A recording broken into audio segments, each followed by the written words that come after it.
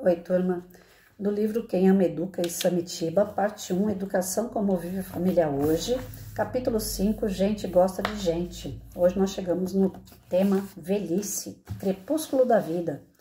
É triste ser velho em nossa cultura, fica-se mais exposto à solidão, que não é natural no ser humano, e há um enfraquecimento generalizado do corpo e da energia vital.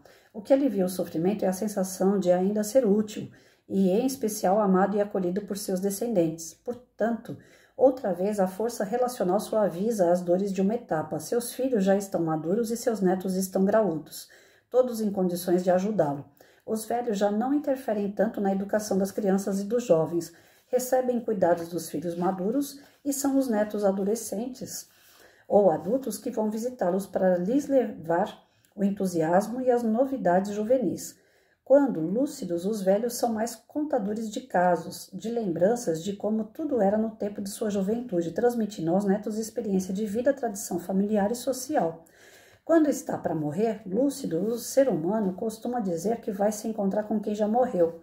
Mesmo nessa hora, ele diz que vai continuar o relacionamento com as pessoas que já se foram. É a força da religiosidade transcendendo a vida terrena. Bom, enfim, a velhice aqui no Brasil ela é tida como se as pessoas fossem inúteis, né? O velho aqui é tratado como inútil. Algumas secretarias de algumas prefeituras têm mudado isso, têm feito trabalhos com a terceira idade, né? Colocado os velhos para fazer movimentos, pilates, musculação, caminhada, dança. E quando as prefeituras têm na Secretaria Social, né, de Desenvolvimento Social, têm essas tarefas, esses velhos têm uma vida mais longa. Já foi provado isso por gráficos, né? Então, eles fazem as pesquisas e nas cidades onde os velhinhos são tratados com mais amor, com mais respeito, esses velhinhos têm uma vida mais longa. Por quê? O que falta no velho não é a sua utilidade, porque o útil ele já foi a vida toda, ele trabalhou, ele criou filho, ele teve os netos, ele formou família, alguns já são viúvos, viúvas, né? Alguns já perderam inclusive filhos no meio do trajeto, infelizmente, não é só os velhos que morrem antes dos filhos. Então, quando eles chegam nessa terceira idade, o que eles precisam não é ser útil, não útil como a gente entende, do trabalho, mas útil do tipo, ele fará falta para a família, ele fará falta no lugar onde ele mora, as coisas que ele dizia, as coisas que ele fazia, não o trabalho profissional, mas o trabalho social, o trabalho familiar. Então, quando esse velho, ele se sente amado, ele se sente importante, ele cria alegria, e a alegria prolonga a vida dele. Ele cria vínculos com pessoas que tratam ele como ele é, e não como estão vendo ele, um velho inútil que não faz mais nada, que não fala nada com nada.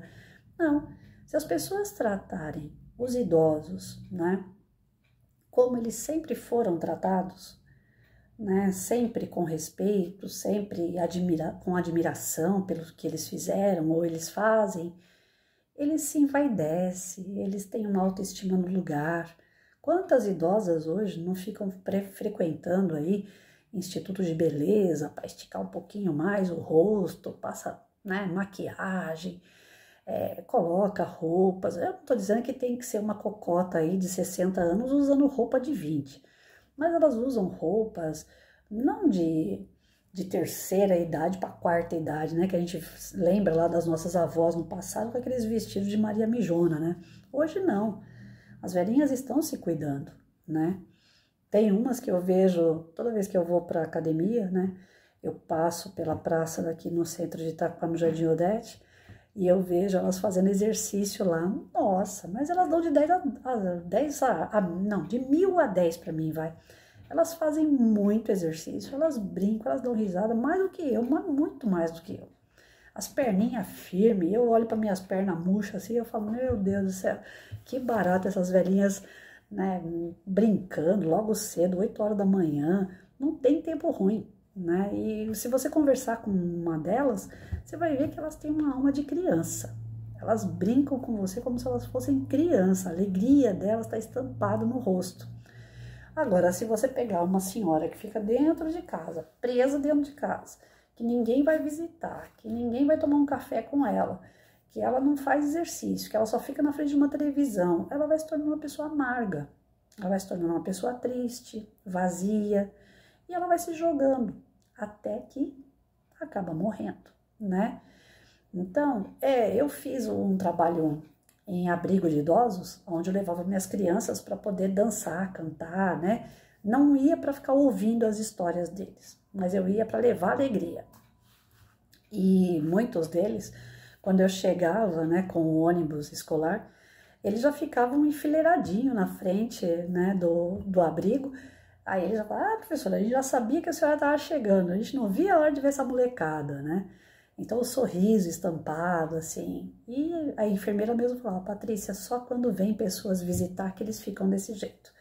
Quando não vem gente visitar, eles ficam numa tristeza, eles ficam mais doentes, eles ficam mais ranzinza, né? Então, todos os lugares, independente se o idoso é na sua casa ou é de um abrigo, se você tratar com alegria, se você tratar com amor, com carinho, ele vai se tornar uma pessoa mais amável, porque é difícil manter o bom humor para começo da história com dor.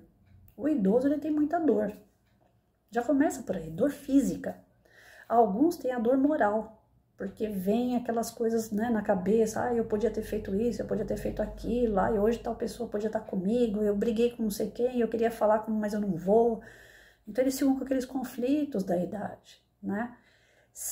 Aí nós vamos voltar lá para a parte da educação, lá no início. Se lá no início, como criança, essa criança tivesse sido preparada para se tornar um idoso, chega na parte da terceira idade, ele pega mais leve. Mas a criança é preparada para se tornar um idoso? Não. A criança é tratada como criança. E é difícil para a gente saber quando ela saiu da parte de ser infantil para ser puberdade, para depois ser adolescente, para depois ser adulto, para depois ser idoso. É difícil, não tem uma linha reta falando, em tal idade acabou a infância e começou a puberdade. A gente tem um parâmetro, mas a gente não tem a linha reta, decisiva, tal dia, tal hora, acaba a infância e começa uma outra fase. Então, a criança ela tem que ser preparada desde a infância, que ela vai passar por todos os processos e vai chegar nessa parte do idoso. Se ela foi preparada aqui, quando chega aqui, ela se mantém com toda aquela sabedoria no decorrer do trajeto e ela sabe que aquela fase dela ali não é a última ainda, porque ali ainda pode vir mais. Eu que sou espírita, então eu ainda acredito na vida após a morte. Não tem fim, né? Então, a criança bem preparada, ela respeita o idoso. E o idoso bem preparado, ele vai respeitar todos os demais. Ele não vai achar que ele é o dono do saber, que ele é o único que está certo.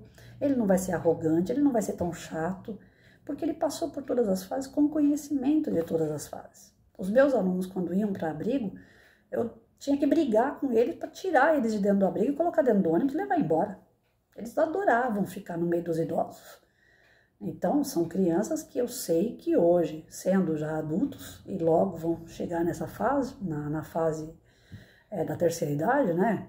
Quando eu não estiver aqui, eles estão chegando nessa fase aí da terceira idade. Eu sei que eles vão passar mais brando, porque eles tiveram conhecimento desde criança. Que o idoso é um pouquinho mais ranzinza, porque ele tem dor. Ele repete as histórias dele porque falta memória, né? A memória que ele tem é de quando ele nasceu, mas ele esquece o que ele acabou de comer.